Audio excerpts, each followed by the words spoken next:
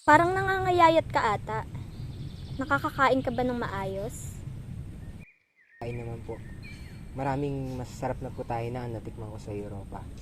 Pero wala pa rin tatalo sa luto po ninyong sinigang ina. Naku, nagawa mo pa talagang mang-uto. Alam kong kayo po'y nag-aalala para sa aking kalagayan. Ano bang bumabagabag sa'yo?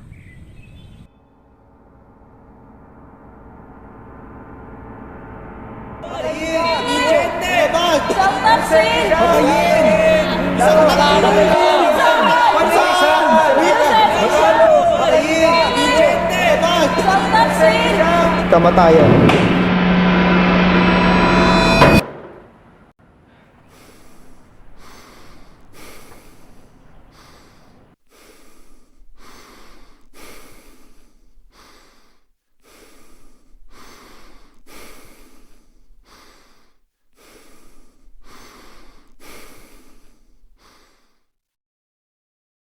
Bayan kong minamahal, lupa mong sagana sa sikat ng araw, edeng paraiso ang dito'y pumanaw, at perlas ng dagat sa may silanganan.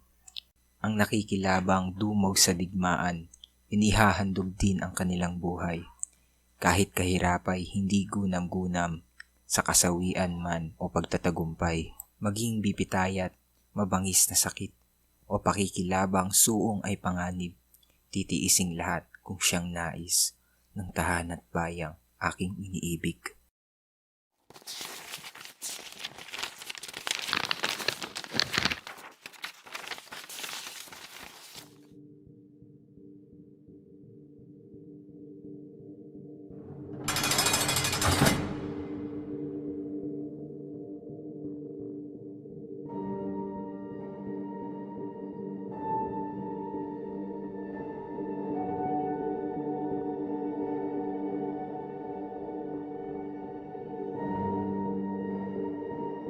Buen día a todos! Ang investigasyon ay para kay Jose Rizal. Sasakdal na hindi binibigyang karapatan na marinig, malaman at makita ang mga testimonya at dokumentong ihain laban sa kanya. Empezar a dar pruebas! Muchas gracias, Jowes Colonel Francisco Olive. Buen día a todos. Ako si Lieutenant Enrique Alcocer, ang tatayong prosecuting attorney ng mga laban kay Rizal. Ang mga impormasyon na aking ilalahad ay batay na lamang sa 5 araw na naganap na investigasyon. Tenemos testimonyo y documento presentados. Mayroon kaming testimonya at dokumentong nailatag na papatunay na si Jose P. Rizal ay totoong nagkasala. Aking sisimulan sa paglalahad ng mga konkretong ebidensya. Unang ebidensya. Batay sa liham ni Antonio Luna para kay Mariano Ponce na may araw ng Oktubre 16, 1888 sa Madrid. Dito ay pinapakita sa liham na mayroong koneksyon ang mga nasasakdal at mga Filipino Reform Campaign sa Espanya. Malinaw sa ebidensya na ito na si Rizal ay may naganap na pagtataksil. Pangalawang ebidensya ay ang sulat ni Rizal sa kanyang pamilya noong Agosto 20, 1890. Sa liham na may nabanggit na hindi sang-ayon si Rizal sa pamamalakad ng Spanish government. Pangatlong ebidensya, sa liham ni Marcelo H. Del Pilar para kay Dato Arellano noong Enero 7, 1889, nabanggit ang partisipasyon ni Rizal sa nangyaring propaganda campaign sa Spain. Pinapakita lang nito ang nasasakdal ay talagang kinakalaban ang Espanya na nagdulot ng kanyang pagtataksil. Pangapat na ebidensya, ang isinulat na tula ni Rizal na may titulong Kundiman noong Setyembre 12, 1891, ang tula ay naglalaman ng patungkol sa kagustuhan niya na mapalaya ni Rizal ang kanyang bansa. Magandang ebidensya rin to ng pagtataksil sa pamumuno ng Spanish government, hindi ba? Panglimang ebidensya, noong Setyembre 18, 1891, sumulat si Carlos Oliver para sa hindi kilalang tao. Nakasaad sa sulat na si Rizal ang tao na magpapalaya sa bansang Pilipinas. Pang-anim na ebidensya, napag-alaman sa dokumento ng mga Masonic sa Madrid, Spain noong Pebrero 9, 1892, dito ay naisulat sa ikinararangal nilang pagmamahal ni Rizal sa Panzang Pilipinas. Malinaw sa ebidensya na ito na nasasakdal ang mga miyembro ng organisasyon kumakalaban sa pamamahala ng Espanya. Pangpitong ebidensya.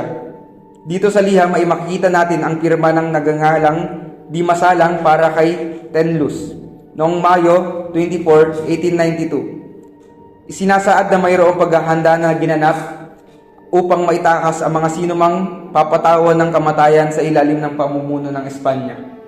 Pangwalong ebidensya. Ang sulat na ito ay nagmula sa nagngangalang Di Masalang noong Hunyo 1, 1892 patungo sa hindi kilalang komite. Sa liham ay humihingi si Rizal ng tulong upang maisagawa ang kanyang mga plano. Pangsyam na ebidensya.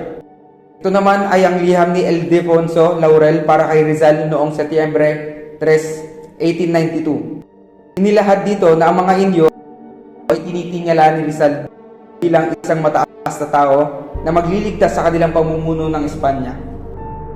Pangsampung ebidensya. Ito naman ang mga liham na nagmula kay Rizal para sa hindi kinilalang tao noong Setyembre 17, 1893. Sa naturang sulat ay nakasaad ang pagdakip nila Doroteo Cortez at Ambrosio Salvador. Your Honor, tapos ko na pong ilahad ang mga dokumentong nagpapatunay na si Rizal ay nagkasala. Ang mga sumunod naman ay ang mga nagtestimonya ng mga tao na sina Martin Constantino, Aguedo del Rosario, Jose Reyes, Moises Salvador, Jose Dizon, Domingo Franco, Timoteo Paez.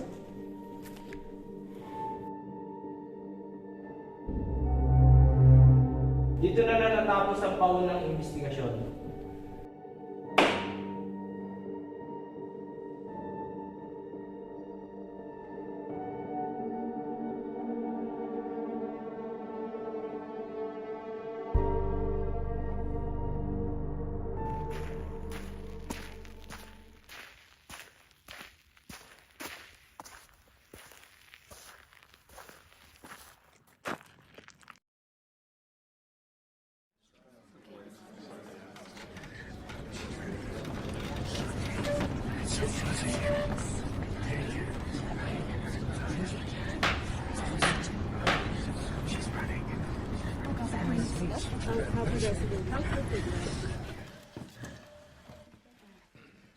Buenos días a todos.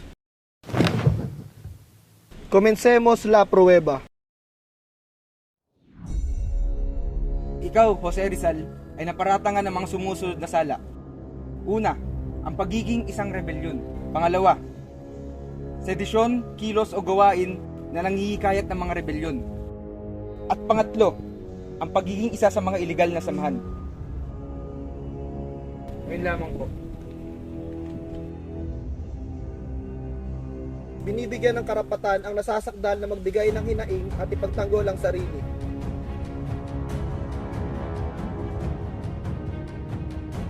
Political moment. As a representative of Spanish government, I stand before Dr. Jose Rizal, a man whose brilliance and ideals have profoundly captivated the hearts of men. Dr. Jose Rizal, beyond being a man of a letter, emerges as a beacon of enlightenment and a zealous reformer. His vision seeking the liberation of a nation from ignorance, urging this court to deliberate with wisdom and fairness. I'll give Jose Rizal the opportunity to speak for himself. Narito ako sa inyong harapan upang depensahan ang aking sarili laban sa mga akusasyon na ipinabato sa akin. Una, ako ay tutol sa rebelyon at ito ay mapapatunayan ni Pio Valenzuela. Pangalawa, hindi ako nagsulat ng liham na naglalaman ng mga elementong revolusyonaryo at inaadresa sa katipunan. Na hindi ko nalalaman, ginamit ang katipunan ng aking pangalan. Kung talaga ako ay may kasalanan, maaari akong makatakas nung ako ay nasa Singapura pa. Dapat ay umalis na ako ng bansa nung ako ay pinapatapon. Hindi sana ako nagtayo ng bahay, bumili ng lupa, o itinatag ang ospital sa dapitan. Kung ako nga ang ulo ng revolusyon, ang mga revolusyonaryo ay dapat konsultahin. Hindi ko itinatangging isinulat ang bylaws ng La Liga Filipina. Ngunit upang linawin, ang organisasyon ay isang sibiko at hindi revolusyonaryong samahan. Nang matapos ang unang pagpupulong ng La Liga, ang asosasyon ay nawala dahil sa pagpapatapon sa akin noong ako ay nasa dapitan. Kaya ito ang naging dahilan kung ba't ito hindi nagtagal. Kung ang La Liga ay naayos na mula 9 na buwan nang ito ay matapos, wala akong kaalaman patungkol dito. At kung ang La Liga ay may layuning revolusyonaryo, hindi dapat na itinatag ang katipunan. Kung ang mga otoridad ng Espanya ay nakakita ng aking mga sulat na may matindihang atmosfera, iyon ay dahil noong taong 1890 ang aking pamilya ay inuusig, kaya't nagresulta ito sa pag-alis ng kanilang ari-arian at pagpapatapon ng kanyang mga bayaw. Umuwi ako ng isang huwarang buhay sa dapitan. Maaaring patunayan iyon ng mga politiko-militar, ng mga komandante at misyonaryong mga pari sa lalawigan. Kung ayon sa mga saksi ang aking talumpati sa bahay ni Doroteo Ong Junco ay nagbigay inspirasyon sa revolusyon, nais kong harapin ang mga taong ito. Kung talagang sumusuporta ako sa revolusyon, bakit ipinadala ako ng katipunan sa isang di kilalang emisaryo sa dapitan? Ito ay dahil alam ng lahat ng aking mga kaibigan na hindi ako kailanman itataguyod ng karahasan.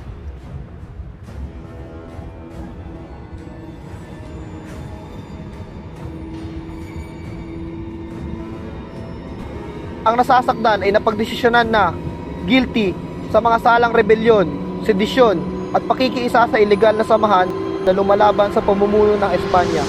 Ikaw, Jose Protasio Rizal Mercado E. Alonso Rialonda, ay pinapatawan ng kamatayan.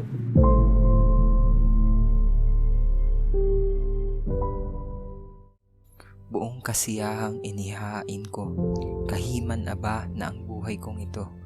Maging dakila may alay rin sa iyo. Kung ito'y dahil sa kaligayahan mo, mamamatay akong sa aking pangmalas. Silahis ng langit ay nanganganinag. Ang pisngi ng araw ay muling sisikat sa kabila nitong malamlam na ulap. Sa bukas ng mukhay, nooy magniningning. Sa matay wala ng luhang mapapait. Wala ka ng puot, wala ng ligalig. Walang katunguat, munti mang hilahil. Sa abakong buhay, may banal na nais, kagalingay kamtan nang ito'y masulit, ng aking kaluluwang handa nang umalis, ligaya'y angkin mo, pagkarikit-rikit, kapag madilim na sa abang libingan, at nilalambungan ang gabing mapanglaw, walang nakatanod kundi pulos patay, huwag gambalain ang katahimikan, limutin man ako'y di na kailangan, aking lilibutin iyong kalawakan, at dadalhin ako sa iyong kapatid. Magiging taginting, yaring alingaw-ngaw. Ang samyo, tinig at himig na masaya. Kulay at liwanag may lugod sa mata. Paulit-ulitin sa tuwi-tuwi na ang aking taimtim na nasa at pag-asa.